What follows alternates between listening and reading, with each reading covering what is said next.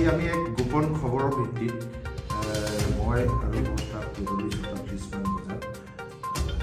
গোপাল বস্তি বুলি এখন গাঁৱত ঘৰত ৰেড কৰোঁ আৰু তেওঁৰ বাৰীত লুকুৱাই থোৱা অৱস্থাত 8 কাৰ্টুন আমি অৰুণাচলী সুৰা বিভিন্ন চাইজ আৰু বিভিন্ন ব্ৰেণ্ডৰ জব্দ কৰোঁ। উক্ত সুৰাখিনিৰ ভিতৰত 118 বটল 180 ml হুইস্কি আৰু 38 বছৰ বটল 375 ml হুইস্কি আৰু 68টা 500 ml কোনোবা ব্যক্তিক আটক কৰে নেকি? ব্যক্তিজন পলাই গৈছে আৰু